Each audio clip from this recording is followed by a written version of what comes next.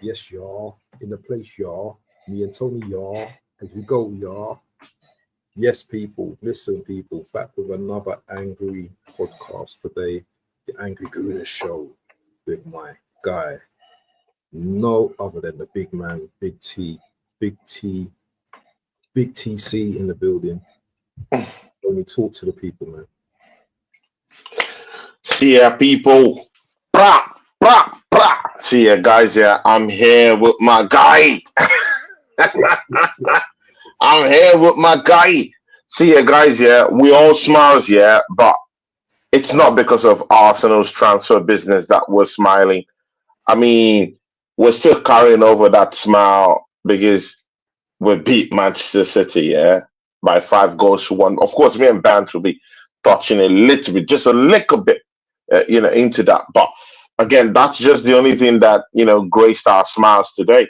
Apart from that, every other thing, yeah, on the net is pain, pain, and pain. I mean, yeah, see, yeah, I mean, I watched the transfer window show my brother did, yeah, and it is. I was just, I clearly extricated myself from that show, yeah, because bro, you need to see DWTT waiting for a signing. Oh my, oh, you need to see all these goonies, yeah, waiting for a signing. Oh my god, no. I'm deep in my mind. I knew it that these guys aren't gonna sign anyone. So I just extricated myself from the show because what is the need of doing all these, transfer shows and Arsenal is buying no one?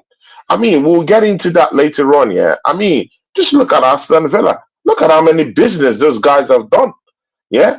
And plus, they still have the striker that was to come down to Arsenal. They still have him there for numbers. So now they have Asensio. Now they have the guy that was to come down to our football club, Ole Watkins. And now they have what else? There's one other guy Malin, they got. Rashford, Asensio. Rashford. See ya, guys. Sit back, buckle up, and just be with us on the journey. And of course, I could see someone in the charts, but I mean, this guy is a very great guy, man. I mean, I've done a show with him. It's called the Fantasy Pavilion. He's a Caribbean guy, Oh, same thing like you, man. He's Caribbean. He's Caribbean. He's Caribbean. It's from one of the islands. So yeah, and he's a very great guy. I just don't know because he's a very busy guy too, but yeah. he could have time for shows, but I've not really switched on to send him the links. Right, But big okay. up to you, Fantasy Pavilion. One of these days, please let me know your availability. It would be nice. Even me, you, and Waffle TV can do a show. That's not a big problem. So big up to you. Those who are just coming, smash up the like button, and I've let subbed me to him. and Vance do a thing. I've subbed to him. Subbed.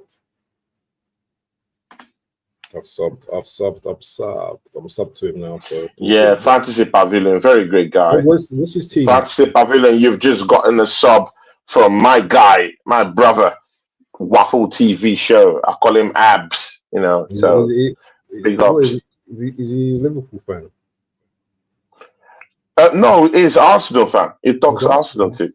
But he's Yeah, more into fantasy football kind of stuff, doing yeah, all yeah, this yeah. Big up, stuff. man. And yeah. He does a lot of stuff. He's a great guy. You would like it. Big up to him, man. Big up, man. Big up. Yeah, But anyway, Bant. You know what? Waffle TV, yeah. See, Abs. I mean, let me put it to you. Let me put it to you because you fresh off a transfer window show, bro. Me, see, I don't want to get into me and the Southern Gunner, yeah, yeah. because me and him we said we're not doing any transfer shows. See, the Southern Gunner said he doesn't want any hand in any transfer show at this time.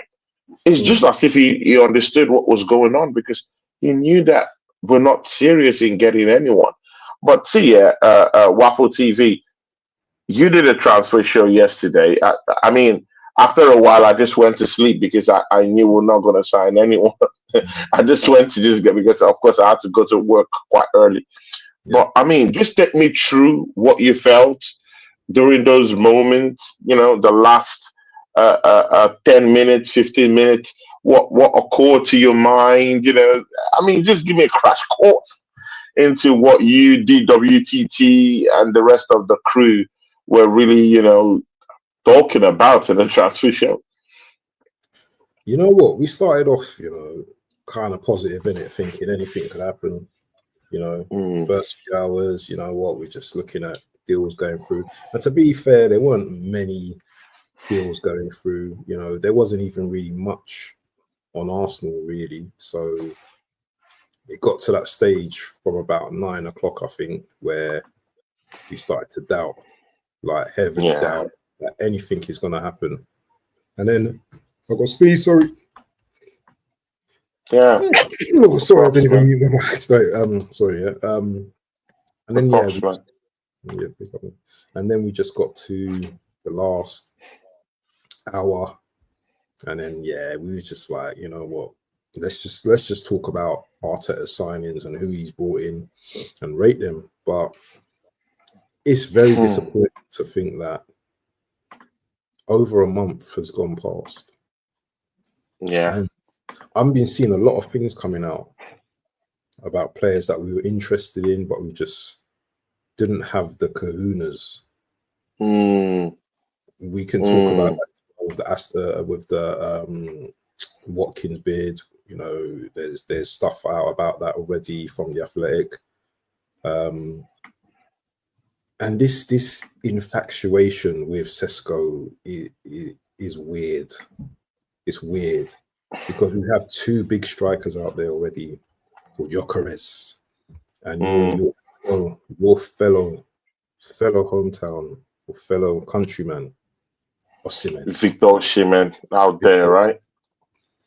And we've not even shown 1 ounce of interest. I heard that even we were thinking that we had interest in Morata. In Morata, actually, Morata was the one they were actually thinking of bringing in on deadline day. Scampering for signings in the very last day, and Morata was the guy they were thinking of. But yeah, I hear you. But Morata already made his mind, and he's gone to Galatasaray. This is the thing, though. I don't like these last day deals. Have you seen Man City doing last day deal? Well, they did the one last day deal yesterday. But how much spent already throughout this month? Now, I say to you, Tony, now. Yeah. This manager, he has faith in his squad now, yeah? He has faith in his players. He has faith in his own coaching, yeah? So he must bring me the Carabao Cup now. He has to go and beat Newcastle tomorrow because he has faith in his squad. He has faith. He has the ability. He thinks his team have the ability because there was no one out there as good enough as the squad players or players that we have. So if my team is that good, if our team is that good, go and beat Newcastle. Go and get to the final and bring us a cup. But again, because I really want me and you to get deep down into the bottom of what really happened. There need to be an inquest. Yeah, there need to be. DWTT just came into the chat. DWTT. Yeah, I was just telling Abs about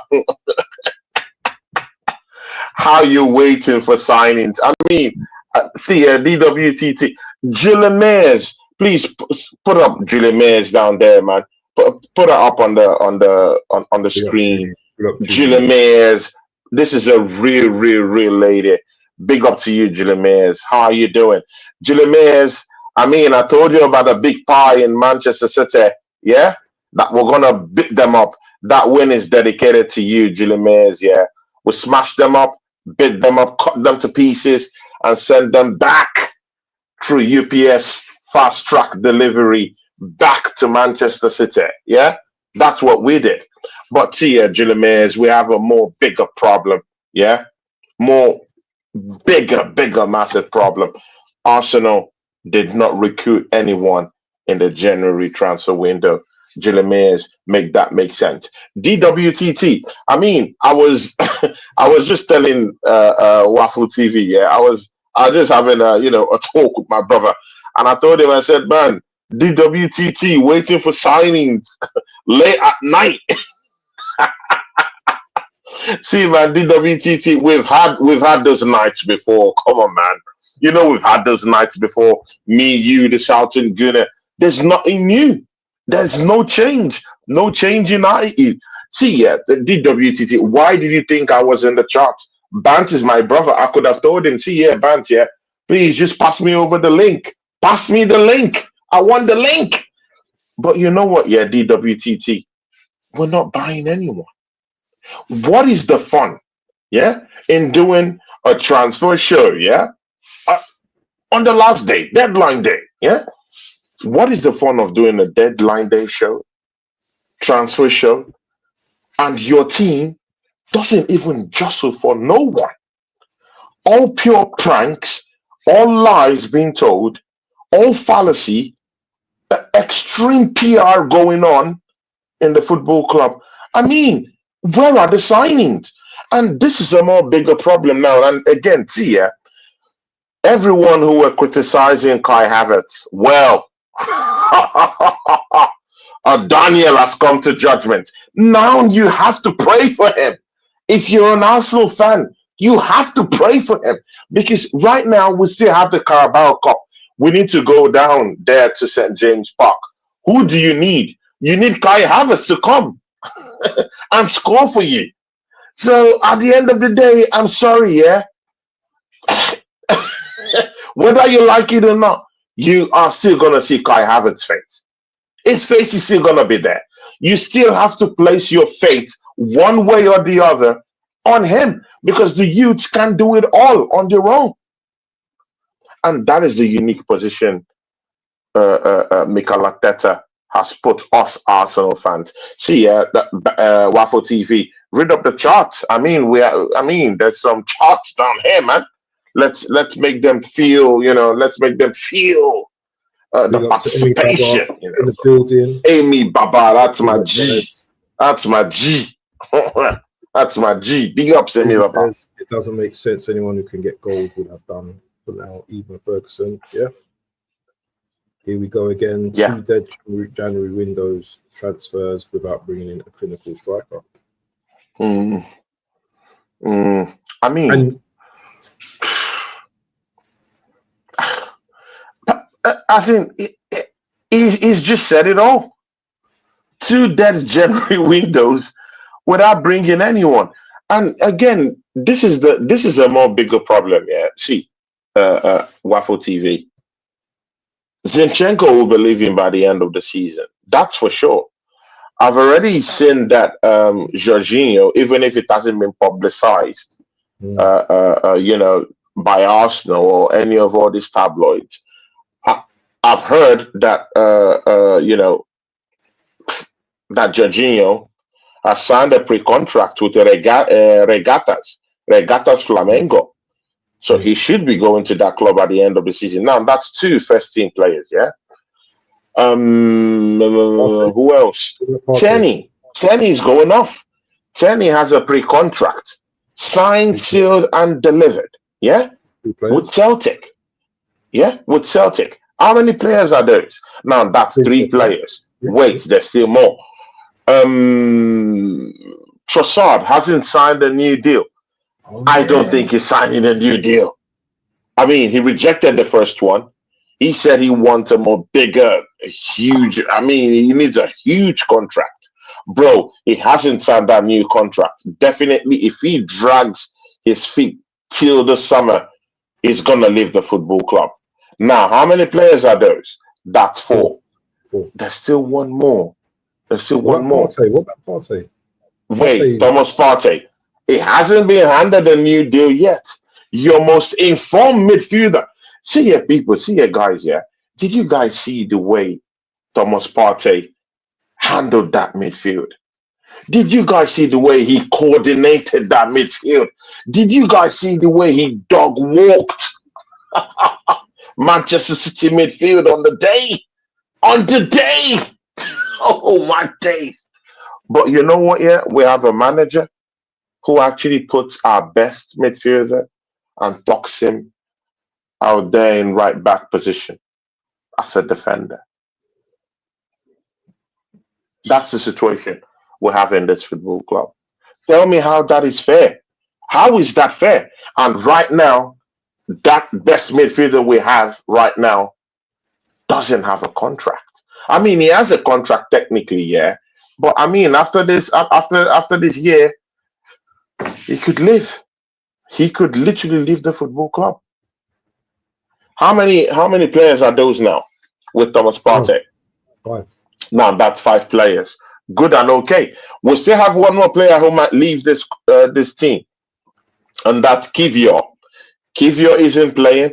The manager isn't even oiling the machine. At least sometimes. Pause, people. Pause. Sometimes you have to oil the machine, yeah, so that they don't get rusty, yeah. But this manager doesn't even really balance the thing up at times, yeah, because there should be there should be times where you should be able to balance the whole team, give some certain kind of fitness walk to some players in the team so that they don't become rusty. I'll give you a clear example. Neto, the goalkeeper. Did you see the stinker Neto dished out in the first 10 minutes in that game against FC Girona? Did you see his positioning? Man don't even know what to position himself in a competitive game. No, Waffle TV, wait. Guys in the chat, tell me if we're waffling out here, yeah? Let me know if you think me and Waffle TV are waffling out here. Neto did not know simple 1, 2, 3s and ABCs of positioning in Spain. Why do you think so? Because Mikel Arteta hasn't spiced things up. He hasn't changed things up. He doesn't give fitness games to players who need fitness games. And that is why we are going to lose Kivior at the end of the season. I do hear you when you say maybe he's not a good enough player. I doubt it. I think he's a good player. I just think he's a little bit rusty, man. The guy is not playing. You're not giving him a chance, fair and square, to actually play enough games to keep him, to keep the fitness level bubbling and everything. The answer was no. That makes it the 6th player. He might leave the football club at the end of the season. And now, this is my whole point of giving you all that scenario, yeah? Do you think Arsenal is going to replace 6 players in the summer? Hell no. Hell no. Now, you see the clear importance of the January transfer window? Maybe, just maybe, if they, expanded with some cash, brought in maybe like 2 players, 2, 3 players. So therefore, it makes your summer spending some kind of like walk in the park. Yeah, it just makes your summer spending something that you could say, okay, 3 players, 150 million. You've gotten 3 players in the summer. Let's say let's spend maybe this 100 million in January transfer window. Let's get 2 players. So when these players are about leaving the football club, at least you know that you've done half of the business in January. At least the 3 that will be leaving, you already have 3 brought in January transfer window, and that maybe when all of them, maybe the 6 players, when they leave at the end of the season, you just only maybe have to spend maybe 150, 170 million pounds, and then you bring in another 3. That makes it up for that 6. But hell no. Arsenal, we love to do things the hard way. Big up to Donna Cullen, who just passed by the channel. Big up to you. She says, Wagwan, Julie Mayers. Yeah, Julie Mayers is in the charts. Big ups. Amy Baba is in the, it's in the block too. And of course, who else is in the charts? See someone else. Amy Baba is still down here. Big up to these people. So Banch, yeah. So I mean, what do you think about these things I've raised, man? 6 players clearly might leave the football club at the end of the season. I can't even think. My brain can't even think about that right now. Good. We're And talking right about now, I don't think we even have a potent left winger. Right now, we still need that replacement for Bukayo Saka in the right wing in a way, because I don't know what might become of Waneri. I mean, we've seen injuries to Bukayo Saka, right? So mm, I mean, we can't be so certain that Waneri won't be run to the ground run to before the the end of ground. the Yep, season. yep, yep. And you don't know the kind of Bukayo Saka you're getting back, right? He's coming back from a long-term injury. You can't vouch for any player coming back and say that, oh, he's gonna perform at an optimal level when he comes back from injury. We never know these things. So You, where is you, the backup replacement for him? you've just opened a can of worms, man. You've opened a big can of worms right now. How about the backup You for haven't. Martin Odegaard? I mean, it's not like he shows up to the party like he did at Manchester City. He doesn't do that every time, in every game. Mm. As far as I'm concerned, in the Newcastle game, he could just go back to his cave and just turn to other ghosts. It's possible. I mean, come on, man. I mean, let's don't take the piss. I mean, we've seen it lots of times. I mean, it's not like we're just waffling about it. I mean, it's happened. You're in trouble, my brother. We are Where in are the trouble. backups? Where are the bro? Have you thought of what would happen if Kai Havertz drops right now and injured? Drops. Gooners in the chat. Yeah. Think about it. I mean, yeah. I mean, all of us have been here. Yeah. We've abused. Cooper is in the house. Big up Put to up Cooper, Cooper. man. Put up Cooper. Cooper. Me and Cooper are part of the 4 gangs that are in that we do watch alongs on Josh True Gunners channel. You know, that's my new crew that I do watch alongs with right now. Of course, Waffle TV has something great going on his channel too in terms of watch alongs. But you know, I'm partnering with Cooper and Josh True Gunner too, and these are great guys. Amazing time with these people, and you know, it's just great to just do this watch alongs with these people. But back to the stuff, yeah. I mean, Waffle TV, talk to these people. What do you think about the little things I've raised? You know, I mean, Odegaard. We don't know about Bukayo Saka right now. We don't know the one we're getting when he comes back from injury. That left hand side, left hand wing is still. I mean, we still have to find out if we're to sell Gabriel Martinelli and bring in Nicole Williams into the fray in the summer. I mean, we're hearing about Zubimendi. I don't know. What do you think, man? Mostly with regards to this January transfer window. To be honest, all of this summer stuff is just too much for me to even get my head around. It's too much. It's too much. All I know is that we have a game tomorrow that we need to win. We need to do something in this league. I don't know what we're going to do, but we need to remain in this title race. I don't want to think too far ahead, because if I start thinking to the summer, I'm just going to just get even more depressed, because what you just mentioned there, 5 players already that six not players. 5, 6. And then another thing, Saliba head might be turned as well.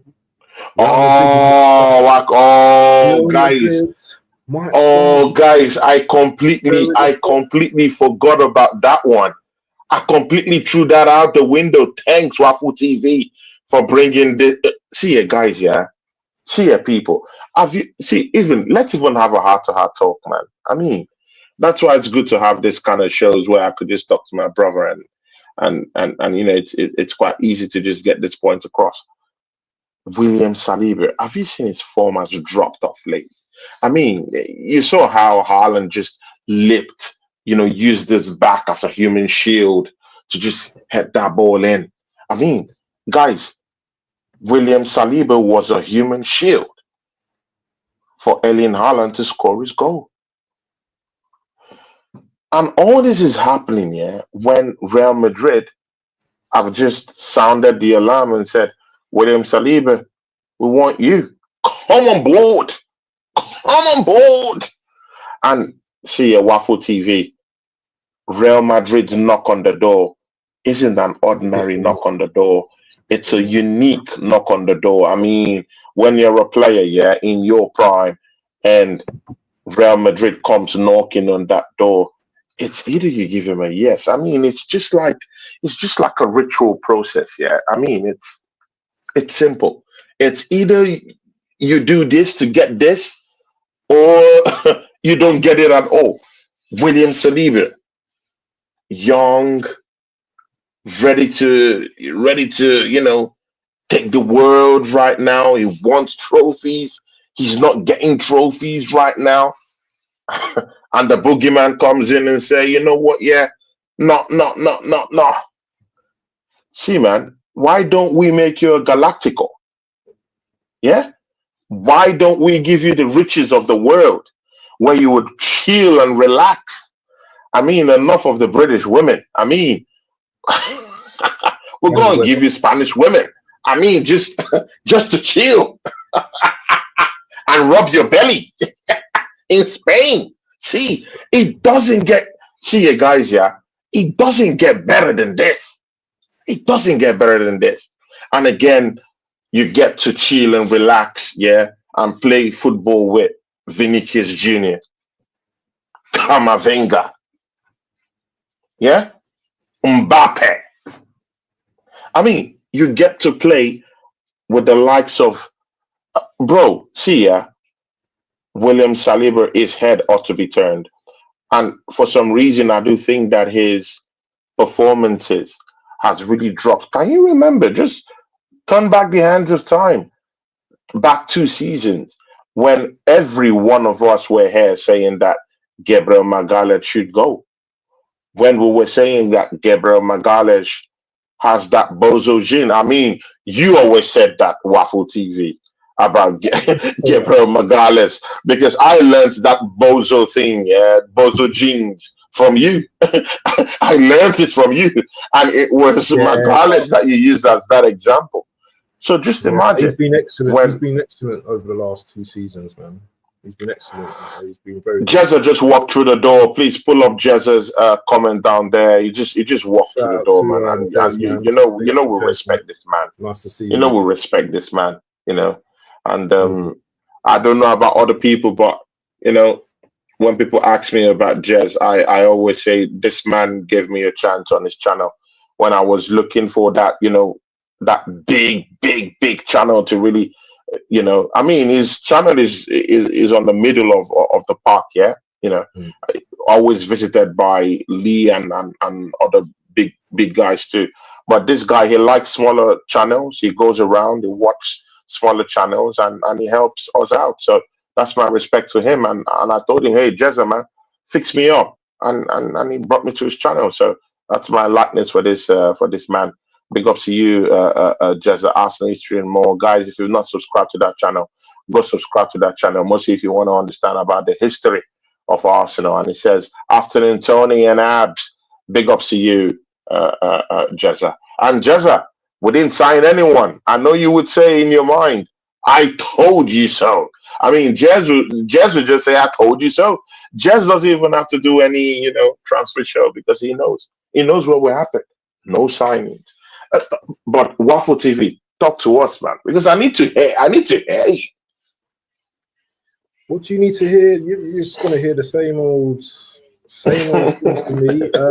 My point is very pertinent in terms of you haven't brought in anyone, so now I'm expecting you to go to Newcastle, get the victory, get us into the finals of the Carabao Cup, win the Carabao Cup, have a very good campaign in the Premier League.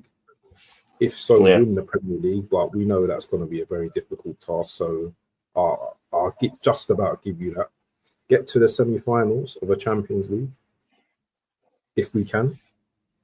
Because you decided not to bring anyone in, so you've decided that your squad's good enough. You and the board have decided that the team is good enough.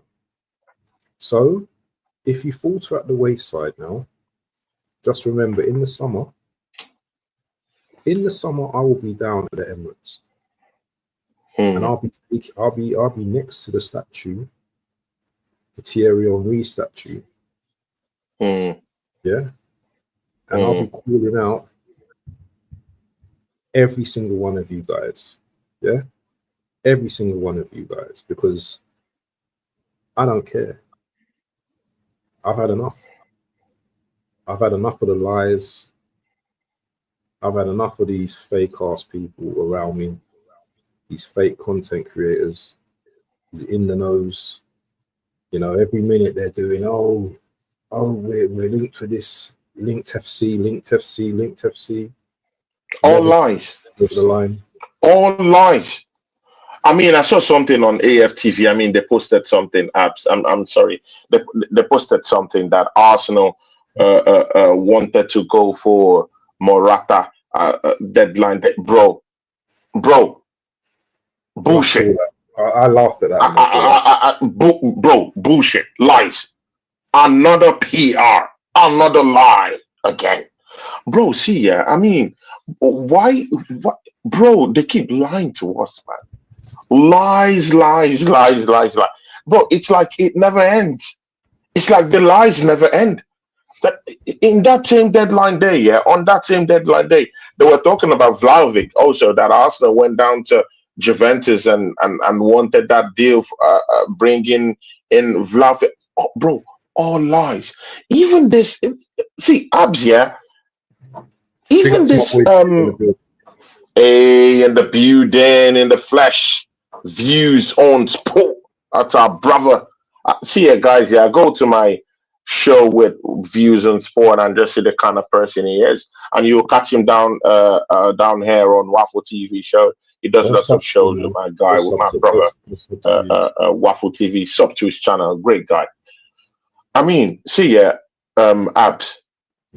More lies. With that Vlahovic link, all lies. The bigger lie of all, yeah, and the bigger charade that they put Arsenal fans through is this one, yeah? This one.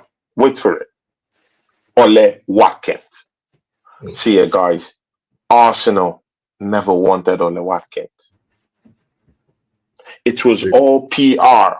It was all a lie. It was all a lie. It was all a lie. All PR, all lies, deceitful ones. And you know what? Yeah, that's the most dangerous kind of lie, because it nearly backfired. This is what happened. They knew, yeah. See, this confirms to me that this guy's never wanted anyone anyway. It was all lies. You remembered the evening when they calculatively went to bid for Ole Watkins. That same evening they had Champions League. That same evening,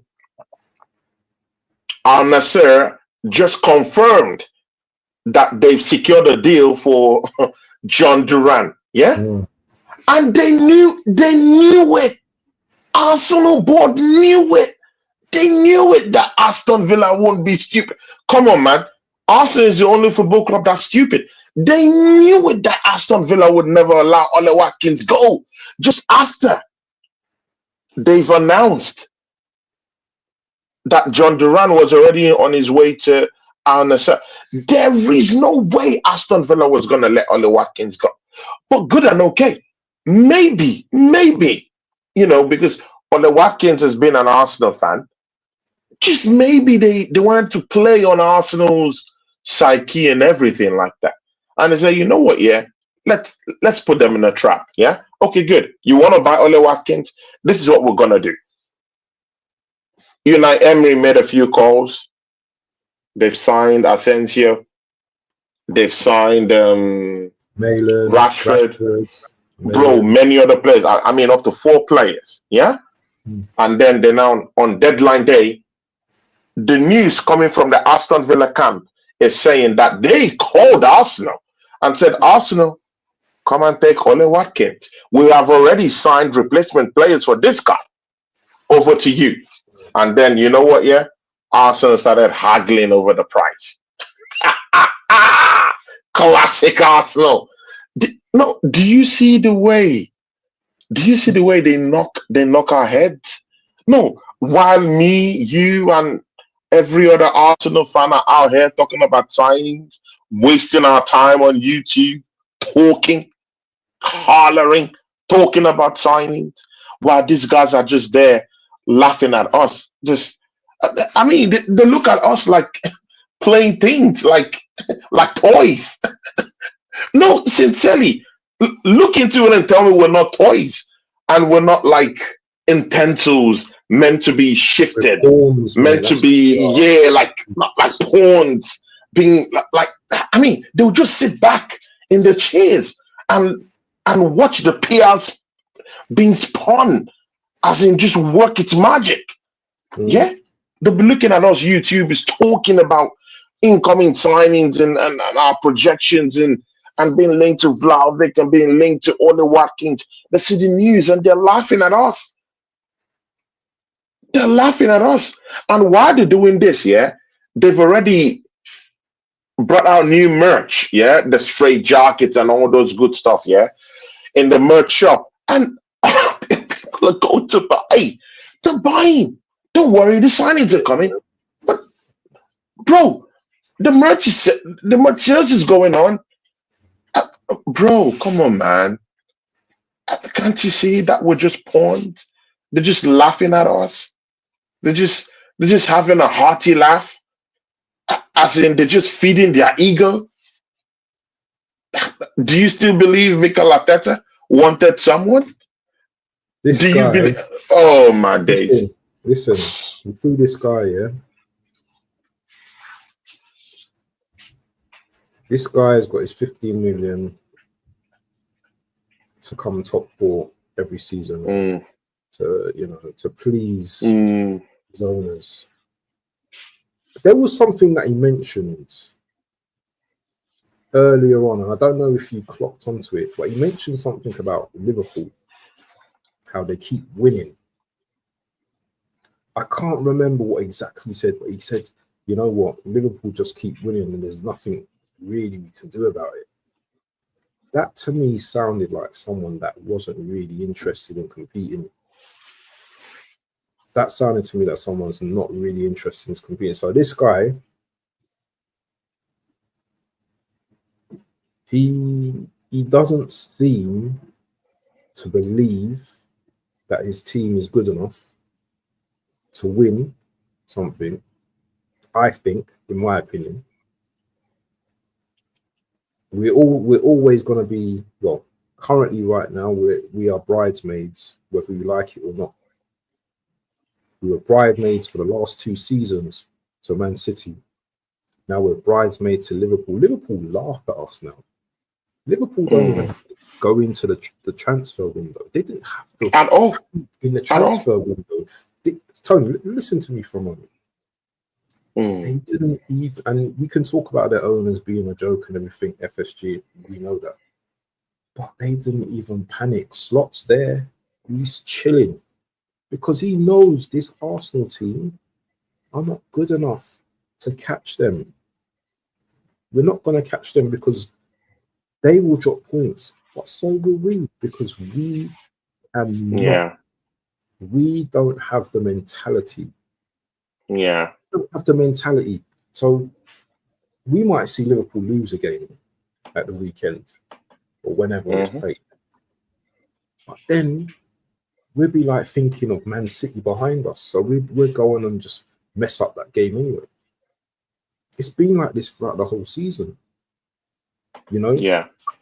Kai doesn't pick himself. I believe that. But he's also missed vital chances, which I can't blame him.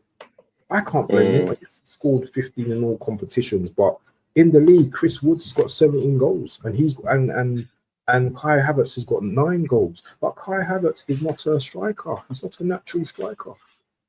Make that make sense to me in this day and age. Every team in the Premier League has a striker, a proper number 9, apart from Arsenal. Why is that, Tony? Please answer that question. See, man. You can't even answer But it. again, no. I want to go to. I want to go to that Liverpool stuff that you were talking No, no, about. no, no, no, no, no, no, no, no. We go to that in a minute. I want you to ask the question. Answer the question. Okay, then put it straight. Put it straight. Why do Arsenal not have a proper number 9? And then we can talk Bro, about the stuff. bro. That's because your manager. Only team in Premier League. That's because your manager used No. Don't call him £65 million to buy a striker that we don't want. Don't call me your manager. Don't ever call. No, he's your manager. I mean, he's your manager. It's just like you saying that you're an American and you don't accept Donald Trump to be your president. I mean, it's your whether you voted for him or not, he's your manager. I'm freelance. I'm free from You're free. People. I'm a freelancer. So he's not my manager, bro. I support the club. I'm not Arteta FC. I'm Arsenal. He's your manager. No, he's not. Any answer the question, man. Stop reflecting. No. See, but again, it's simple. It's simple as ABC. £65 million spent on Kai Havertz. That's where your striker's money went to. And again, yeah, I mean, with everything, our money went to. No. But again, he used that money to go bring in Kai Havertz. And now look at the mess we have down here. But now I'm still in that fix of, because he was in press conferences acknowledging that we need a striker, acknowledging that we need someone brought in. But then you have ample chances to bring in someone on loan, and you don't want to do those businesses. So I'm now wondering, does he really think that Kai Havertz is really the guy to help him out? Because I don't know, this manager thinks in a different way. The way we are seeing it, that Kai Havertz isn't the guy, I don't think Mikel Arteta sees it in that way. I think Mikel Arteta is seeing it in a way like, this guy has just scored 15 goals this season. That's what I'm thinking Mikel Arteta is looking at. 9 in the league, by the way, yeah? 9 in the league, but all 3 he scored 15 goals. And I think, and again, he said it in the press conference that Kai Havertz has 14 goals this season. So he clearly doesn't look at Kai Havertz as a flop. He actually thinks that he's a great striker. So that's where your striker's money went to. And again, when he was calling for new extra signings, new attacking signings, again, I don't know whether they're all for show, whether it's all for PR. Right now, I'm confused about it. But he was asking for new forward players, yeah? But I mean, why would you ask for new forward players when you clearly think that Kai Havertz is the guy to take your team forward? I mean, he has been the one in press conferences saying that he loves his team. He loves this current team that he has. He loves the striker, So I mean, that's where your striker's money went to. It has backfired, but it didn't just backfire in the way that we Arsenal fans really wanted it to backfire, because we thought that Kai Havertz wouldn't even score up to 7 goals, but he scored more than, and that's just the only thing keeping Mikel Arteta, just keeping him, as in just giving him that lease of life in this striker battle, because he believes that Kai Havertz has scored 15 goals this season. It's nothing to me, to you, it's nothing. But to Mikel Arteta, he's thinking, hey, that's good. I don't even really like to make use of strikers in my system anyway. So, okay, good answer. So let's forget about getting a striker in the summer then. The fact there is that I just really think that he thinks his system doesn't thrive on having a striker. And you can also see that when he clearly outplayed Manchester City. How many of our strikers got goals on the day? Just Kai Havertz. And we didn't even need that goal he scored. That was a 4th goal.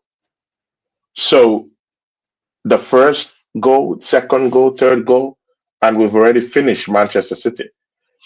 He thrives on a system that doesn't really require a striker. Maybe that's just the reason why he's a little bit I've got a rebuttal shy to this. in. Yeah, Maybe that's why he's I hear what shy you're in saying. getting a prolific striker. He I feels hear what we you're don't saying. need a striker. I hear what you're saying, but we've drawn 9 games this season, or 8 or 9. Sorry, 8 or 9 games this season. And at times, Kai Havertz has played in midfield. Yeah, we've deployed Jesus as a striker, who we know is not a natural striker. So, what is it? Either you're number one striker, either you are number one striker, or you're not. Because if you're putting Jesus into the team, you're telling me that Jesus is better as a better striker than Kai Havertz, when clearly Kai Havertz has got more goals this season. So I hear your argument, but this manager is confusing himself even. Yeah. What happens now? Because he has to play these players because they earn the most money. For me, Kai Havertz, he's on a lot of money. So I see him as a person or a striker, or I see him as a forward now. I don't look at him as a midfielder. I see him as a striker. So if he's a striker, he should be scoring at least he should at least 15 goals in the Premier League. I'm not talking about in the Premier League, yeah. I'm not talking about all competitions. In the Premier League itself. I will give you. Let me tell you the players that have more goals than Kai Havertz right now: Mohamed Salah, Erling Haaland, Isak. Those are the 3 best strikers in the Premier League. After that, Chris Woods. Even Chris Woods. Chris Woods is having a season of his life. Yeah. Palmer. Yeah. And Buemo. Kluivert. Cunha. Wissa has got more goals. Ollie Watkins. Got more goals. Mateta. Jackson is tied. But again, see, Banks, I don't even want to blame Kai Havertz no more. I'm not blaming him. I'm just saying it's the manager. I think it's the manager. Yeah, of course. It's the manager. Because we all knew that he used Kai Havertz as a left centre mid. Let's don't pretend as if Kai Havertz, was the striker or something like that. Maybe he had a difference. Again, when Kai Havertz came, he was using him left centre mid. He didn't use him as a main striker. That was a testament to how he wanted to play. He did not want to play with a striker. He believes that a striker is redundant. He doesn't need a striker. He believes that you could play with midfielders and just win and get on the league like that. That's what he thought. He would even point you to the fact that last season we went head-to-head with Manchester City without a potent striker. And we scored many goals. And indeed, we did go head-to-head with City, but we fell short. But he doesn't know that you just need to. It's the manager, innit? It's the manager. He needs to. Yeah, he's just a stubborn guy. Let me ask you the question. If we did his system, he says in his system he doesn't play with a striker, or he doesn't really need a striker. So if we did have a striker, what difference would that make? So someone that can take the pressure off the wingers, off the midfielders who are not scoring, and who can naturally put the ball in the net. How much more does that? The question you would even be asking is if he plays with his system, would a striker, no matter the kind of striker you bring in, would that striker thrive in an Arteta system? It kind of takes away all the powers from a striker. You think so? He believes more in the wife players. He believes in his wife a whole lot. But the problem there we're having right now is that we don't have a very, very potent width now. The width is no more there. because Saka is out of the picture. So that leaves that space down there. Yeah, Waneri can come in. There could be some days Waneri will have stinkers. Yeah. So we don't really know what's up with that right hand side. How about our left hand side? It's not potent enough. And that's the bigger problem because he believes so much in his width players. And those width players are not forthcoming. And that's the problem with Arsenal when we don't score against but these teams. Tony, how You many know, teams?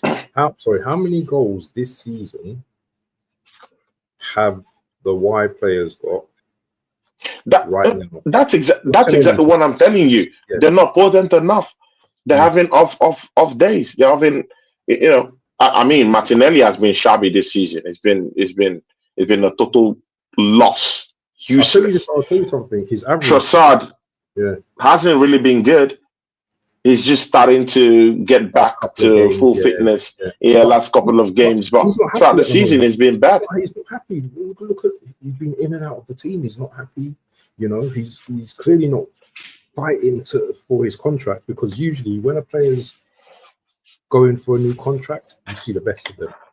He clearly wants out of Arsenal. He was told by Arteta that he's moaning. He's a moaning person. Arteta told him he moans too much. Imagine, and that was publicized. It was publicized, yeah. How would you feel as a player, your manager outing you like that? Would you want to stay at the club?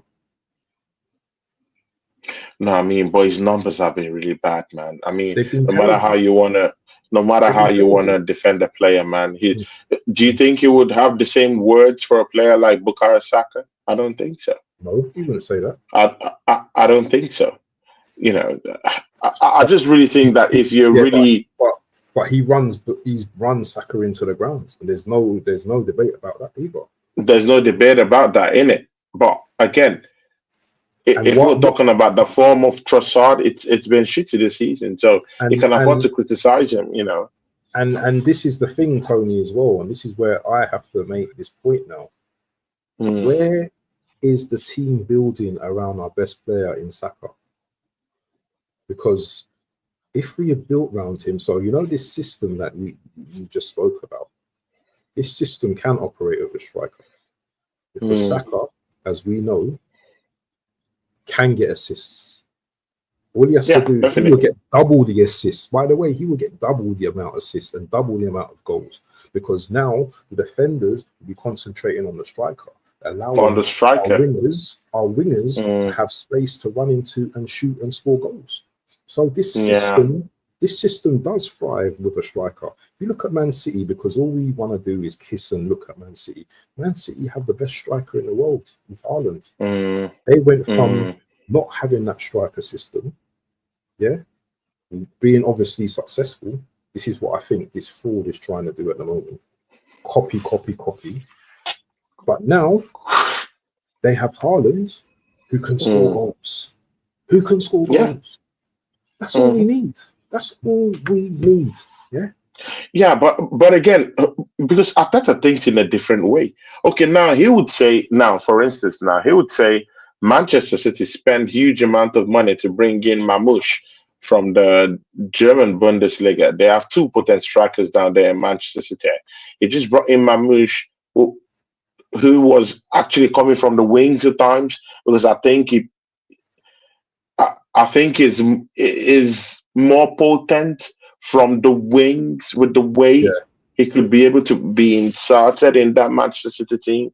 He's usually a guy that is a standalone striker in Germany, where he was playing before.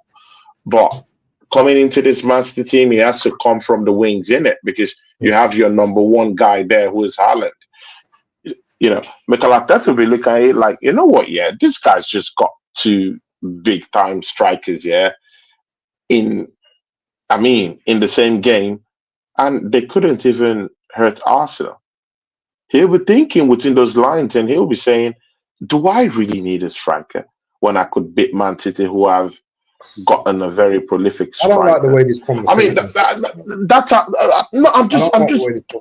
I'm just putting myself into his brain to just try to see what he's seeing, to think what he's thinking, to feel what he's feeling. And And to be very sincere with you, yeah, when he looks at that transfer window, he would say, you know what, yeah, I think I can cope without a striker. If I can beat Man City without a striker and do them dirty like that, and That's then getting one Mamouche. game, man. That's one game. What happened when we played Bournemouth? Twice. What happened Bro, when we I'm just played putting myself Brighton? in his shoes Twice. to think out loud what he's thinking. You know, that's what will be in his head. If I can beat Man City and do them dirty like this without a striker, why the hell do I need to get a striker? I can do it all alone and wait till the summer We would be top to of get the the kind league. of striker I want. We would be. How about this? We would be top of the league right now if we had a potent striker. How about that? I totally believe that. I totally believe that. I totally believe that. But again, we shouldn't extricate the fact that referees have also been horrible towards the season, man. I mean, at least I can count up to 3 games to which referees have also sucked the life out of the Arsenal Football Club ports. I mean, it has been real bad and shitty with referees this season, man, with us. Our goal that was hacked off against Liverpool. Can you remember our goal that was hacked off against Liverpool? The one that Kai Havertz scored, he leaped up, got the ball, went to score the goal, and then they hacked it off as a foul. I couldn't believe my eyes. You know, I mean, Taylor giving us a red card or something like that in that game against. There was a game we played against Brighton. Yeah, we drew that game against Brighton. There was the header. Yeah, there was some penalty. I mean, there was, bro. We've dropped points in like about 4 games directly through referee decision. So I mean, we can look at the striker thing. Yeah, I get that. But again, refereeing decisions have been handed so tough to Arsenal this season. It's been horrible. Even last season's refereeing gaff was even a little bit okay. This season, it's even more pronounced and more horrible. You know, I'm not saying that's the main reason why we're in this position. No, it's Mikel Arteta and his, and his tinkering, with the team, and he doesn't know how to coach. That's the main thing. But again, you have to still factor in all these other little niggly issues that has also blighted Arsenal this season. You can't extricate the fact that referees have been horrible this season. As in, they've been horrible. They've been shitty this season. Look at Judy. Well, look at what Judy says here. Exactly, 100%. They will drop points, but so will we. Definitely. Kai Havertz is not a striker. He's not an actual finisher. So no blame on the man. Just like when he makes Partey play right back. Exactly. Oh, Oregon Gooner, thanks, man. Oregon Gooner just gave me. It just gives in the building. It just gifted my channel 5 memberships. Big ups to Oregon Gooner. Oregon Gooner. See, my guy Oregon Gooner, I hope you're ready to come down here on Thursday. See, hopefully we will be having a victory lap over Newcastle. You know what? Yeah, let's stop with all this depressive stuff. Yeah, because hold on. There's one comment here. Okay, yeah. There's Emi Baba here.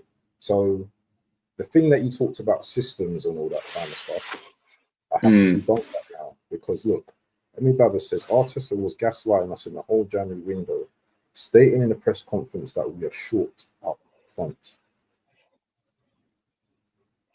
True, he was saying that. Oh, true. But again, I still think it was part of a bigger PR stunt from Mikel Arteta. It was pretending. This man was pretending all true. He was pretending all true, making Arsenal fans knock their heads with each other, thinking that we're gonna bring in someone. The whole Ole Watkins thing was a lie. It's been proven by Aston Villa already that was a PR stunt. It was all a lie. It was deceiving us all true while in those press conferences. That's for sure. There's no lies there. That's for sure. Because when Aston Villa went down to bring in Asensio and brought in Rashford, they believed that, you know what, yeah, if Arsenal want Ole Watkins, well, no problem. They can come take it. And then Arsenal disappeared. We totally disappeared. We totally disappeared from everything Ole Watkins on deadline day. We didn't even go back. Aston Villa said that Arsenal didn't even place a callback. There was no callback, bro. And the manager was talking. The manager all through January was saying that, oh, we need to, bro. There was even one he said we need to identify, bro, man. People, quickly, Tony. Oh, Julie Mayers has just given me £2. Please, could you put this down there? Oh, Julie Mayers. Quickly. Big up to you, Julie Mayers. I really appreciate this. Thank you. I want to get down there to very quickly. Into the box. You need to talk to Into the Box and do a stream with this guy, yeah? Big ups, Into the Box. Reach out to me, man, on Instagram. Make sure you go and sub to Into the Box, yeah? We're going to be doing some big stuff in the next few weeks. Let me just go through these comments quickly.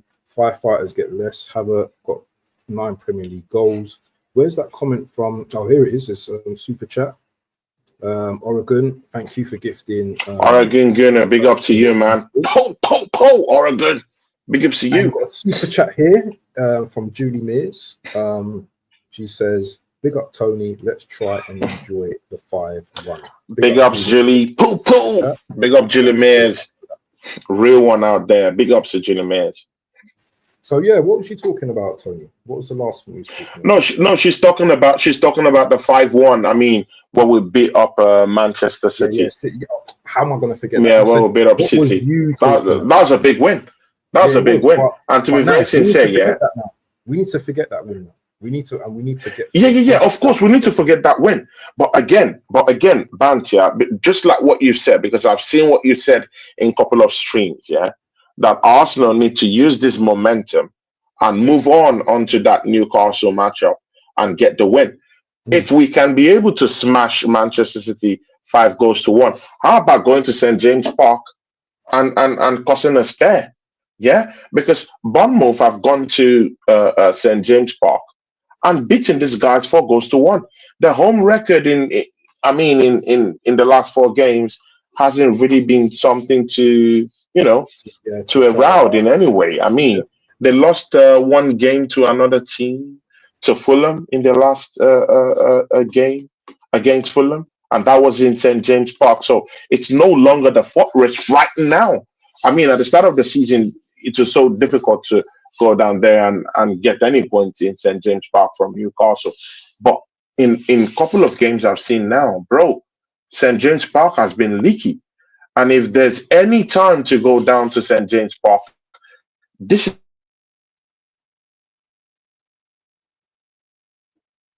is team to the Arsenal. Away from when we go down there to that to St. James Park, it's like we just forget our shooting boots. With this win, where we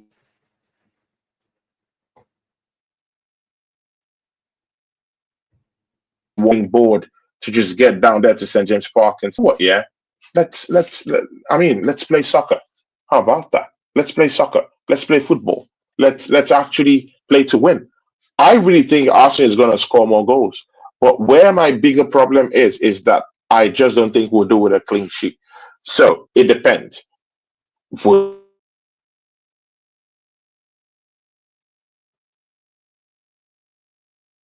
4 goals, but he scored 3 or 4 goals.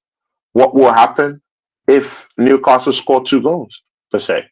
So it becomes a bigger problem. So we have to keep clean sheets the same way we are going to be scoring more goals. And I don't see how that's going to happen. I cannot reconcile it because you would leave lapses, in the midfield. There'll be spaces in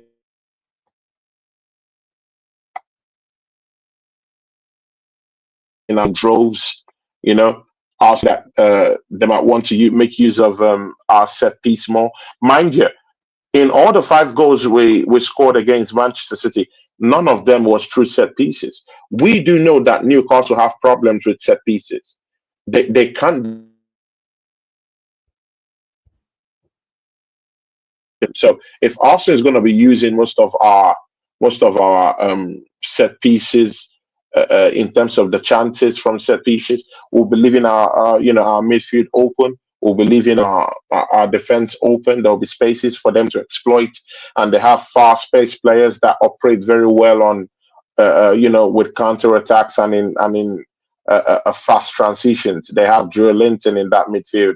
They have Gordon who can actually outrun your defense during a counter attack. They do have Bruno Guimaraes who could create chances. I mean, you can look at him like a defensive midfielder. You can look at him like a normal, typical midfielder. He could even play your number 10. He could do everything for you in the middle of the park. So we just have to make sure that we cage him. He doesn't run around like a mad dog, ready to cave, one or two passes into Arsenal's defense.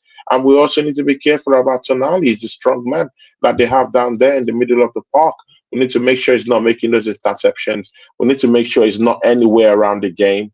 We just have to put pressure, on their defenders. Yeah, Burns. We have to put pressure on these guys. Yeah, pressure them. And also, we need Saliba to be on guard for Isaac. I mean, he's looking for that summer move to Arsenal, innit? So we just have to make sure that he's being caged. I mean, lots of things to be scared about in that Newcastle game. But I mean, when you're just coming out from a 5-1 win over the champions of England, I mean, that confidence should be there. That zeal, that push, that confidence that comes with beating the current champions 5-1 should easily creep into this game going forward. And again, the EFL Cup remains that chance for Arsenal to be sure of a competition, to be sure of silverware this season. So why not break the boundaries and just go and smash up Newcastle 4-1 and get into the semi-finals of the Carabao Cup? For me, and I'm going to break it down much more quicker than you've broken it down. Just take your chances, innit? I don't care about the City game. That's gone now. Yeah, we can go into this game with confidence, but if you're not putting your chances away, like that Havertz chance that he had, then don't expect to win games, and don't expect to go to a final, against whoever it is, Spurs or Liverpool. If you don't take chances, you don't win games, And we're going to St. James Park, obviously under the lights. It's not going to be an easy game. For me, this season, in the latter stages of the season, I know Newcastle have messed up a couple of games recently, but their midfield for me is still more dynamic than City's midfield. They've got legs in their midfield. Joe Linton, Tonali, who's the other guy they got in there? GOONERS as well. They've got bully boys. Those guys will bully you as well. They will kick you as well. So they're very tenacious and very physical in that midfield. And all it takes is to give Odegaard a little kick, and he go hiding. These guys up north, they're not jokes. They're not jokes. They're not soft guys. And you know what? What's his name? What's the manager's name again? Eddie Howe. Yeah, Eddie Howe. He'll have his boys up for this game tomorrow. Big up Julie Mayers, big up to you. Thank you so much. And hopefully I catch you soon tomorrow with Josh. I'll be in that watch along with Josh tomorrow. So catch you, Julie. She's going. So big up to you, Julie. And thanks for today. Big ups. Big up to Julie, man. Have a safe and pleasant afternoon, wherever you are.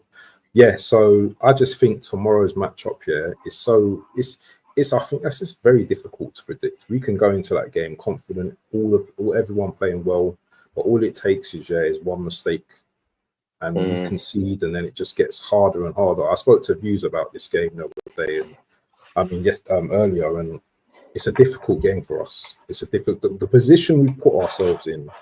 It just makes it more difficult, And Newcastle can do the 4-5-1 and defend.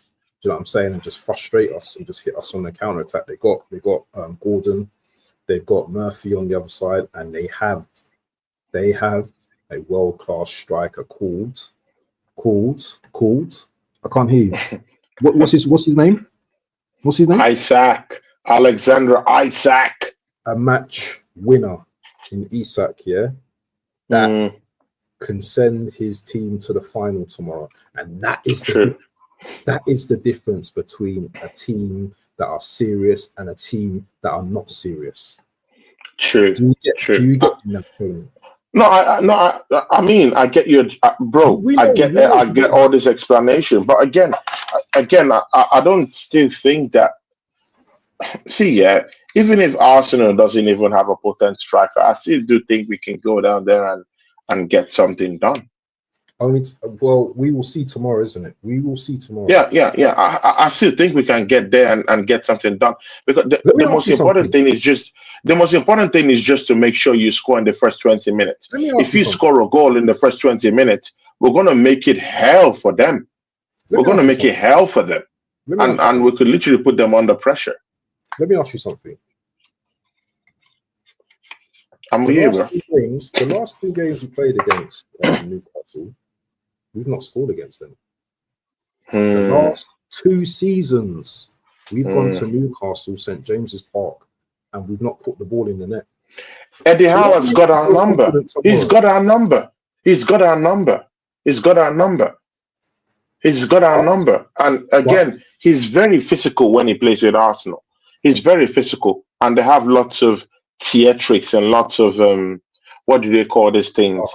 The dark arts. Yeah, I mean, he's perfected the art of the dark arts also too. He understands the dark arts. He knows how to push the buttons of Martin Odegaard and some other Arsenal players. He gets them angry, riles them up.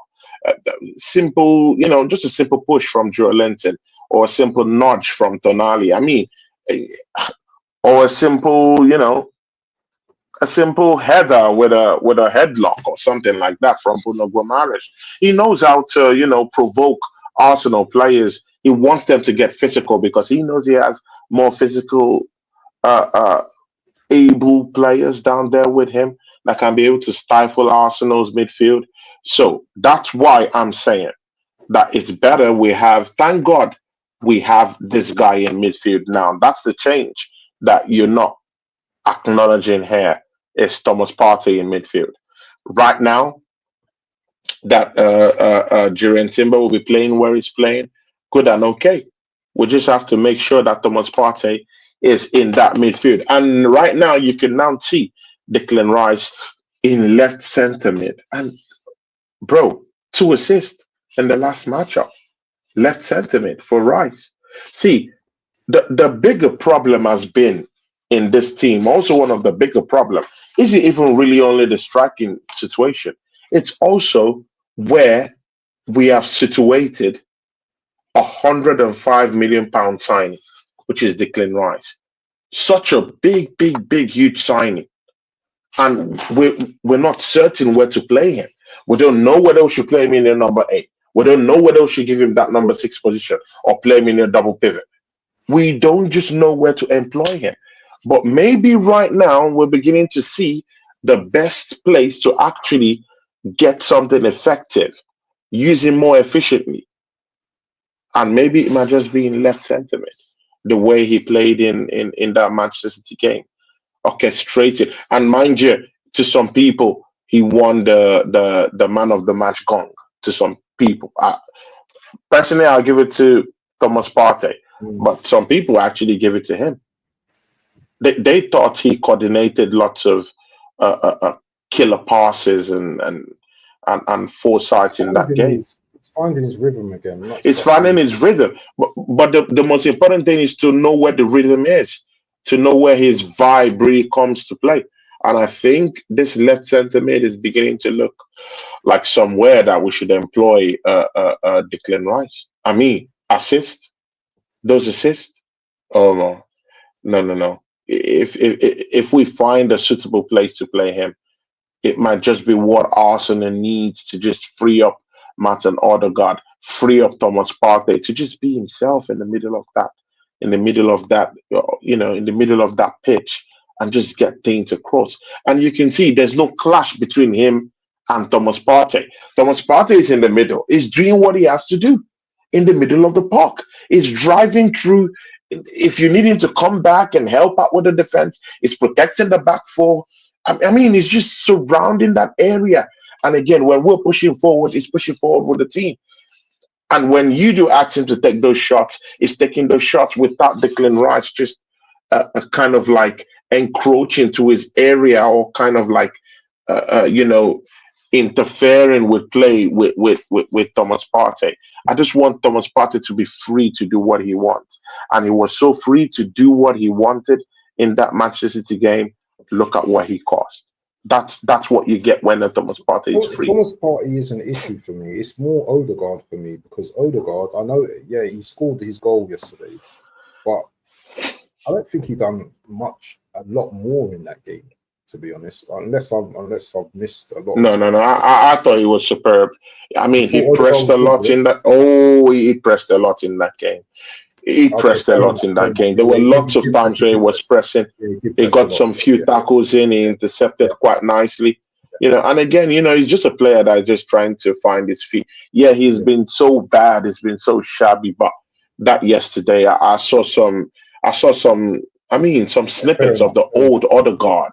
You know, that we did know. And again, it's not like Odegaard really did tear up the yard when he was on form. He didn't really tear up the yard. Yeah, I mean, it was just an assist king, you know. But those assists have slowly dried up. But if he's pressing the way he did yesterday, on Sunday, sorry, I saw him pressing, and he pressed hard. He pressed hard. You know, that even the back three. Yeah, big up to Oregon, big up to you. Thanks, man. You know, and again, you know, he kept on pressing, and when you do press teams that have problems, mostly with their defenders, yeah, mostly from playing from the back, you know, and you have one or two attacking players just pressing and you know, just pressing and closing up like dogs, ready to latch onto anything. This team will have problems, and that's how I see that Newcastle team. They like playing from the back, and I think that they will have issues playing from the back if Kai Havertz, Martin Odegaard, and Martinelli decide to optimize their pressing game. On the day Arsenal are just fine. Definitely, man. Definitely. So give us a score, man, for tomorrow, man. No, actually, let's starting lineup. What's your starting lineup for tomorrow? Starting lineup. Ooh, simple, man. No one wants to see Neto down there, so I'll just go with David Raya. I'll go with David Raya. I'll go with Saliba. I'll go with Gabriel Magalhaes. I'll go with bro. White is coming back. White is coming back. I'll be tempted to use him, but no, not for this matchup. I think it's too over Timber. No, but White is also a good player. I think he helps us out. He helps us out offensively too. But over Timber right now, hell no. No, not over Timber right now, but Timber has to But again, see, and this is a bigger problem, yeah, with us Arsenal fans, Waffle TV. Yes, Timber has already taken that position. He's good and he's okay in that position. So do we now throw away White now? Do we throw him away? I didn't say that. You said White is coming back. When someone is coming back, you don't bring them back in a game of this ferocity. This is our one chance, probably, yeah, to win a cup. Or to get to a final. I did not say I want him to. I did not say I want him to play over Timber. I'm just saying we can give him a run out. We can give him fitness. Run out. No. This is not that game for that. This is not that game for a fitness run out. This is not marathon. No, I'm talking of maybe in the 70th minute. In the 70th minute, when the legs are tiring out, to bring him in a competitive game. I said because if Timber gets injured, then you would see what I'm talking about. Then we would understand this. Yeah, but I said, what is your starting lineup? And you mentioned talking about Ben White. Who are you starting? I talked about Timber. I said Timber, but I said Timber. then I said, but White is also coming back. And then you didn't allow me to finish. You just latched onto it. And I understand that this is the angry Gooners, yeah. I understand that you want to spark. I understand you want to spark something, but today let's just be peaceful today, brother. Left back. Who's left back? Left back then. Left back. That's a big one, mate. Because no, it's not. What is so difficult about left back? Scary. It's in two ways. It's in two ways. I personally will go with Mars Lewis Kelly. But again, we do know that he scored a goal on Sunday, but he's not really the guy that scores goals most of the time. It's mostly that left back you need to just stay in that left back position and put in a shift defensively. Offensively, he's not really the guy. Offensively, it's more of Calafiori. And on the day, we need more of goals. So now it depends on you. What do you want? Do you want a situation where we need more goals? So you need Calafiori to bump forward. Then you have to make sure that you play with a back three that's very, very solid. So it depends on how we want to go. Miles Lewis Kelly will give you something better defensively. Maybe not offensively. Calafiori can do something offensively. And right now we need goals. We need that extra man in midfield, and Calafiori can do that easily. But I'm more fearful of his defensive acumen. I don't trust his defensive acumen. I trust him more going forward. But but Lewis Kelly in certain games, he doesn't bump forward. He just takes his time, stays in his position, and do his job. Clean, clear-cut job down there at left back. Personally, I'll start with Mars Lewis Kelly, but of course, the manager has the right to actually start thinking. If he needs more goals, he could decide, you know what, I want someone who will bump forward and spark something offensively for me, because I need more goals rather than, a 0-0 or a 1-1 or something like that, or 1-0. I need more goals. So he might decide to go with Calafiori, and I will see sense in that because he's more of an offensive player. But again, personally, I go with Mars Lewis Kelly without no argument, because he scored a goal in the last game. His defensive game was very solid. I liked him. Great guy. In the midfield, no other person. My first midfield I want to see is Thomas Partey in the middle. Do staying. I mean, abs. I mean, we don't have to argue about that, innit? No, yeah. Then, of course, Declan Rice in left centre mid. Then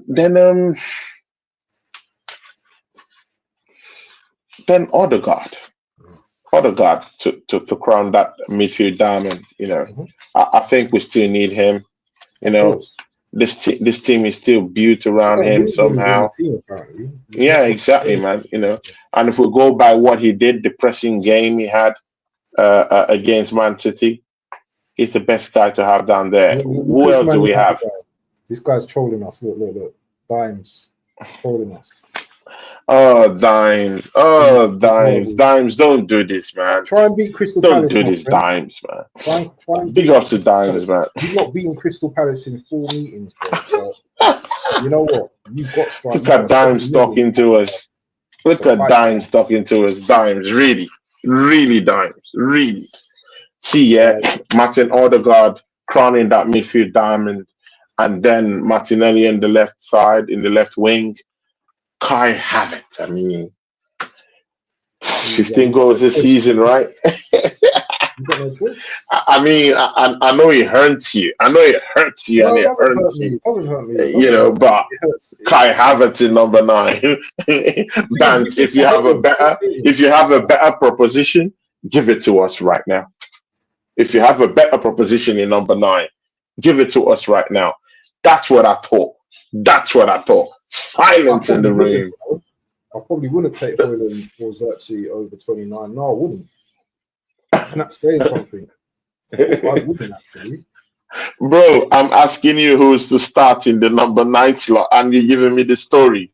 Well, no. He was talking about Xerxes and stuff like that. He's saying I'll take them over 29. Hell no. No, I haven't. That's just Hell no, Zetzi. No, hell no. Why? No. I'm starting with. We have to start with Kai. There's no choice. There's no other choice.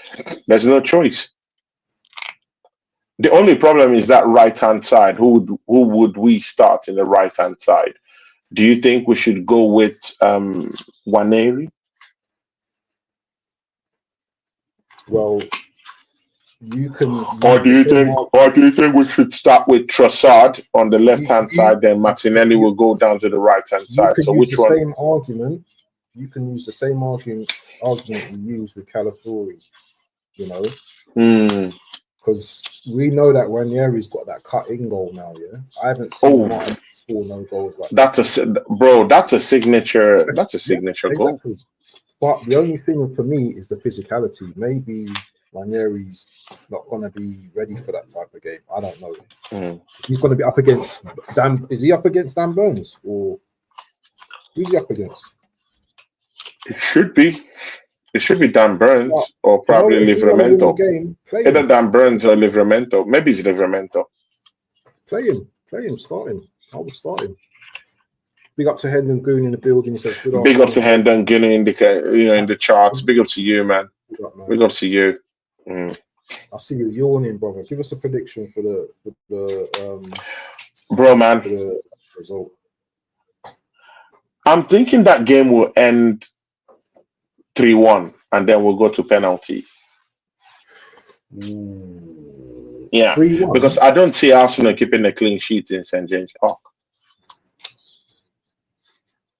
You think so? Yeah. So we might win that game 3-1, but we will have to go through the penalties. And I'm gonna say it's 1-1. Really, Hendon 1-1 after beating Man City like that. Come on, man, Hendon. Come on, man. That's our only chance of silverware.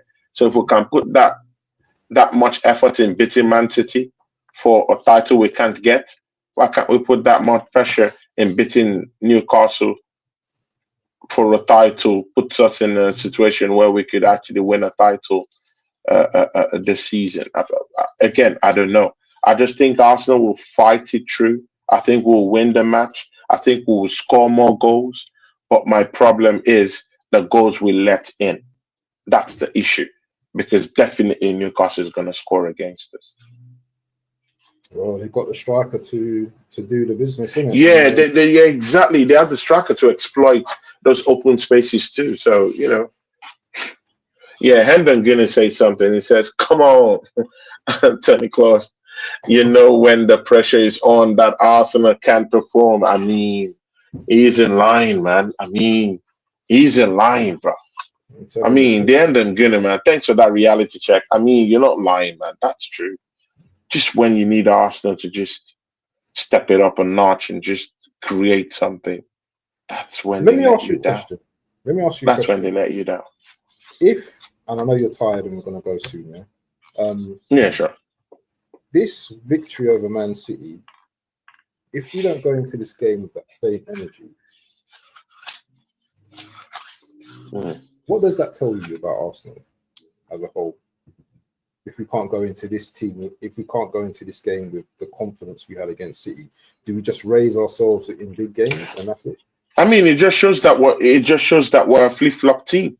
It just shows we're a flip-flop team. And again, to be very sincere with you, that's what we've been throughout the season, man. We've been flip-flops this season. That's because the fabric, the foundation of the team hasn't really been set on stone. That's the fact. And we've not done business in the January transfer window. We've not strengthened. So now we're playing from being passive rather than being active. We weren't proactive in the transfer window, so we can expect every, we should just be expecting flip-flopping this, throughout the remainder of the games this season. But I don't think it will be in this Newcastle game. I think it will be in other games, but not this Newcastle game, because I really think that they're fired up and they want to get revenge for that Newcastle game that happened at Arsenal.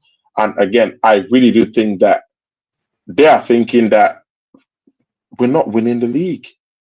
We're not winning the Champions League. The Carabao Cup is a sure. It's a sure situation where we can say, oh, we can get the start of the season, from this point. So I think they'll be thinking towards those lines and would want to give their all in this matchup.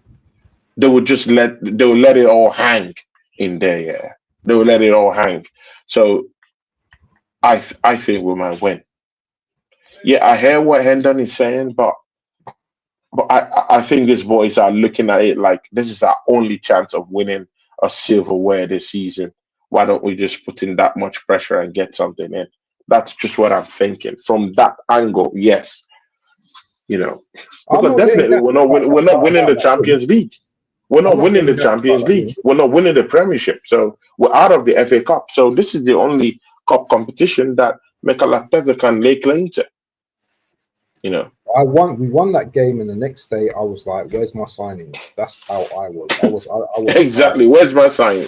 But we don't have no signing. I wound up a few City fans, and that was it. I'm not still in cloud cuckoo land thinking about that victory. I'm thinking about tomorrow's game, winning, getting to a final, and winning a competition. That's all on my head now because I'm sick of this team going season upon season upon season, just challenges and not winning. I'm just sick of it. And you know what? Even our rivals are sick of it. Our rivals are sick of winding us up now. Yeah, and again, Hendon says something very important. Could you go to the second to the last comment from Hendon? The one good thing. That's a very, very important comment. That's a very, very important comment. Thank you, Hendon Guinea, for putting us in the game. He says the one good thing is that Arsenal do have a full strength defense. They did not have that in the first leg. We just need to be clinical with our chances. Of course, Ab said that earlier on the show. I mean, that sums it up, yeah? Keep it compact at the back. But again, they're going full strength to make sure they score more goals. They're the ones that ought to come out. Newcastle could just sit in deep and defend. They don't need to come out. Abs, do you understand that? They don't need to come out. So, that changes the whole equation, innit? Because they don't need to come out. They don't need to come out and play. They need to just sit in deep and defend, just defend your post. Put up men there, to man up the whole post like human shields and make sure that Arsenal don't see any passage. Do you know why? Do you know this comment here? Yeah? This comment makes me laugh. And the reason why this comment makes me laugh actually doesn't even wind me up because just as much as you say Arsenal are the most delusional fans in the league, you will probably watch AFTV probably more than us because we don't watch like that. We don't watch rubbish like that. So you're actually Dimes. Dimes. Why don't you go worry about Crystal Palace and let me finish something. You're actually contributing to them, being more successful with watching them and giving them views and stuff. So we may call us Arsenal and the most delusional fans in the league, but you're the most successful club in England, and you're in 13th or wherever you are. So 13th, bro. Wherever you are. So just concentrate on your team. You're in an Arsenal. They're 12 points in relegation battle. 12 points. And trust me, Everton will soon get out of there. Wolves will soon get out of there. Manchester United, the way they've fallen in the next 4 games, they would be literally in a relegation battle in the next 4 games. Manager as well, that I don't hear no one talking about the manager. No one's talking about exactly. This isn't a stream to go into all of that. But big up to yourself, Dives. Thank you for contributing, and make sure you. Thanks, Dives. But yeah, we're gonna end it now, Tone. Yeah, definitely, man. Definitely, hey, bro. Where can we reach you? Because I heard you're the TikTok guy these days, man. We need to do something on TikTok. See your people, man. Me and Abs, Waffle TV. We've been doing 1 or 2 stuff there on TikTok. please, guys, yeah, go support me on TikTok. Go support the band Waffle TV too on TikTok. He's also on TikTok as Waffle TV.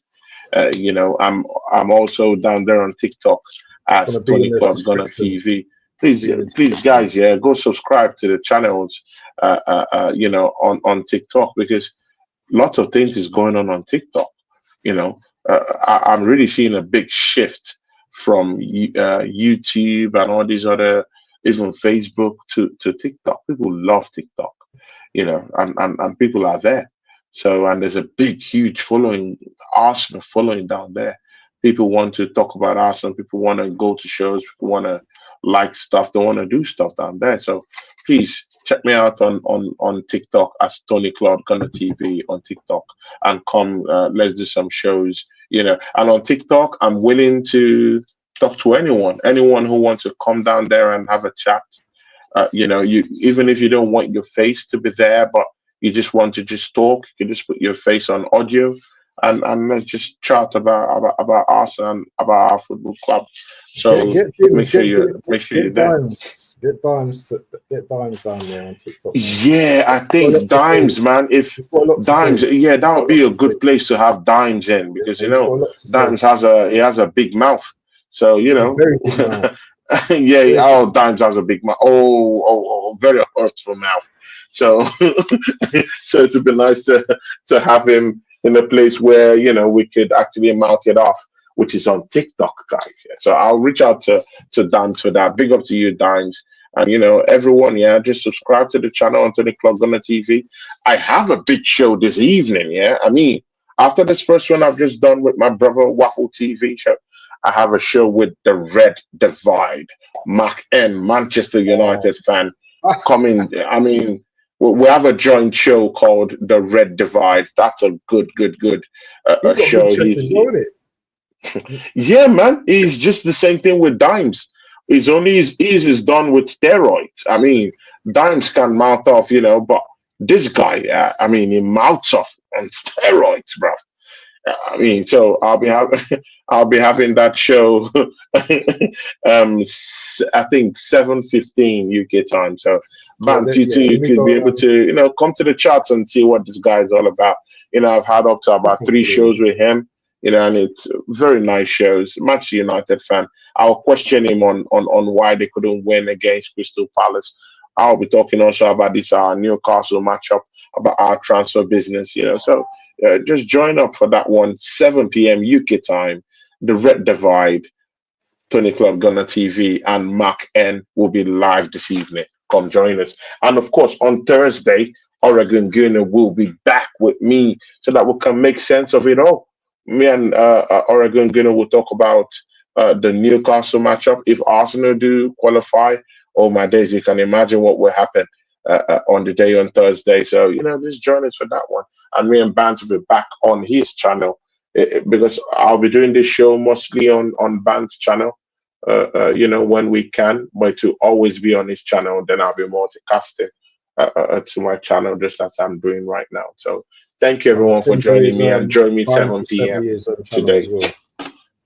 That Dime sent me his channel as well, so I'll send that to you. So look, please send it to me, yeah, so me and Dimes can, you know, yeah, and Dimes, we could even go in the next 15 minutes on TikTok. No one needs an announcement on TikTok. We could just go and let's fire down there, man. Let's talk. Big ups, Dimes. Big ups, man. Yeah, thanks, Abs. I'm just in it. Yeah. Big up to everyone. Abs, what about Abs? Wait. Just before we go, Abs, what about you, my brother, man? I'll be the most wicked co-host if I don't ask you. What's your prediction for the Newcastle match? You don't just get to put me on the spot. I didn't even ask you. No, you asked me. I told you. I said 3. I said 3-1. Bro, I need to put you on the spot too, man. Yeah. Do you know what? I haven't even thought about it. I just don't think it's going to be a high goals. I don't think it's going to be a lot of goals in the game. Maybe a 2-1 Arsenal. I know that sounds a bit contradictory, but 2-1 Arsenal, I think 2-1. So you mean that we're gonna go out of the competition? I think we will, but I want us to go through, obviously. But I just don't think that. No, then if it's a 2-1, then we're not qualifying. Yeah, we're out. We're out. Yeah. Okay. So 2-1. That's what my head goes. That's what my head's going with. But my heart, 3-1 is the same as you. Okay. But do you think the boys, because Hendon has just talked about the boys flying to Dubai after that matchup, do you think we really need that Dubai setup right now? Or do you think it's just over? Is it just over, bro? It doesn't matter. Is it over, bro? It doesn't matter, right? It doesn't matter. I mean, we have the Champions League, yeah. Do you think we can get that Dubai stuff done quickly? And then, you know, we could go to the Champions League and smoke it up to the finals. No, because we don't have a striker. I mean, that's what this whole conversation has been about. You need a striker in the Champions League. That's you need a striker, right? Definitely. But listen, I feel you, brother. I feel you, man. I feel you, man. Yeah. People, big ups to you guys. Yeah, thanks for joining us today. And Abs, thanks for making this possible, because I had to give you a call and say, Abs, my brother, let's have a show today, man. Let's talk, you know, because of course, you guys know that Abd is one of my favorite persons to have shows with. So, you know, when I missed him for a couple of well, not everyone. No, not everyone I've said it to. Not everyone I've said it to. I say to you, I say to Josh, I say to Oregon Gooner. I have so many other people I work with also. So if you're among the three, then that's good. But I say it with Josh, I say it with you, and I say it with Oregon Gooner, because truthfully, you guys are cool people to really work with on a very good day. I don't say that to everyone. I mean, me and Craig will do shows, but I've never said that to Craig. Maybe one day I'll say that to him. Craig get upset by that, man. Craig get upset by that. No, he's not gonna get Craig, my guy. But no, because you said I said it to everyone, but I've not said it to Craig. I'm talking with you. I've not said it to Weezer. I've not said it to so many other people. So I would like to say it to them, you know. But man, it's been long I've done shows with Weezer. It's been long I've done shows with Craig. Bro, I don't know. Weezer is very busy. But again, I've not reached out, so I have to reach out to him, you know, because, we have to have a reunion, man. What's it with Craig? Bro, I've invited Craig many times, but it's either he's in a shift. He's a shift. Yeah, he's in a shift in the evening, so it's very difficult, because in the evening is when I do most of my shows. Only at times when I like doing afternoon shows, when I come back from work quite early. Like today, I came back from work quite early today. And mind you, we have a 2-hour difference with the UK. So when I'm finishing work, you guys are still at work. Yeah. Not right now. I'm already, right now, yeah. Like exactly me, why me? I finished work like a couple of hours ago. So we're 2 hours ahead of you guys, you know. Yeah. So that's just it. But anyway, I told you, Tony, reach out to Into the Box, man. He's a very good content creator, man. He's just started. I will check him out. I'll check him out. Really good, man. Yeah. Does he have his own channel? Yes, he's got his own channel. I'm sure. Okay, please just send it to me, man. Shoot it to me, man, so that and I'll check him out. And he's in our group chat too, right? Yeah. That's what we do here. We don't, like, this person belongs to this person. Nah. Waffle TV, you know me, man. You know me. You know how we roll. We're not into all this discriminatory, exactly, bad man thing. We don't do that, man. We don't do that down here. Yeah. Yes, so, shout out to everyone who came today. Yeah, big up to everyone. And of course, Hendon say something. Whereabouts in Finland are you? Is it Helsinki? Yes, I'm in Helsinki. Hendon Gooner, I'm in Helsinki. Hendon, do you want to fly down to Helsinki to come and play with the snow down there? Or do you want to come see Santa Claus? Big up to you, Hendon Gooner, and thanks. Hendon, make sure you are in that show in the evening, 7:15 p.m. today. To be nice to have, my generals around in the charts. Your TikTok? It's 7:15. No, not TikTok. It's Oh, on YouTube here. The Red Divide with the okay. mouthy Mark N. You know, he doesn't see anything Oh, good in the Arsenal. He hates Arsenal. He doesn't like Arsenal. United hate us, you know.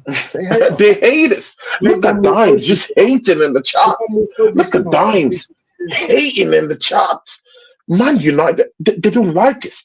I mean, even Man United fans, I've seen some, yeah. They even want Liverpool to win the title.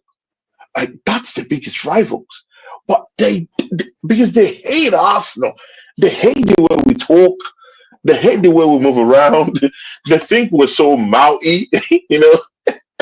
It's embarrassing, man. It's embarrassing, man. They want Liverpool to win the title, bro. Man United fans, I mean, but see, Abs, before we go, man, why is Arsenal the most hated? Bro, it's not like we win titles or something. Why because do we're the people most hate us? delusional, apparently, you know, What they because call us TNT. delusional, they call us all names, bro. All names. Oh. Why do they hate us? Let me tell you something.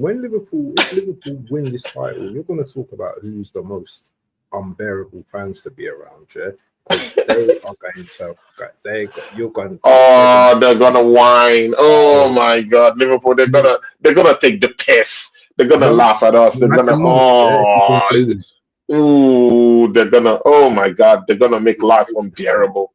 Oh God. Oh Jesus. And then gonna says too cold for me. I'll swing by in summer for some 24-hour day sunshine. Yeah, man. If you're around, please let me know. You know, could get to have a few If personal Liverpool chats win about as well, Arsenal yeah, I think they and go uh, past, and they eat get to some most good titles. Finnish food in the airport if you're down there. Yeah, I said Anyway, I'll swing by in the summer. Quite a few of my family relatives are United fans and they want Arsenal to win the title instead of Liverpool. Yeah, exactly. But I don't know with this Man United, some Man United fans they just hate us. They don't want to see us win. They just hate us, and their biggest rivals are Liverpool. Even Dimes, yes, man, Dimes will love Liverpool to win the title, man. probably, That's what I probably, feel. probably. That's what I feel. On the cover, he might say, he might just say, I don't want Liverpool to win just to save his channel, and all that stuff. But deep inside, he doesn't. He wouldn't like it when bands, come out and say we're champions. Oh my God! Imagine, you just imagine us with a smug face and the confident chin just says, "Man, I'm champion, man." Oh no, he's So gonna look at it like, no, no, I don't want all that smoke. 100%, 100%, 100%. Yeah, man. Don't Liverpool equal the league title wins with Man United if they win the Premier? Yep, they do. Yeah, Yep. yeah, they do. So They I don't do. know why Man United fans want Liverpool to win, but it is what it is. But listen, we're gonna wrap up now, people. Yeah. Yeah, Make sure people. you head up to Tony Gunner's channel. Make sure you're subscribing. Make sure you're liking the video, and we are out, people. Peace.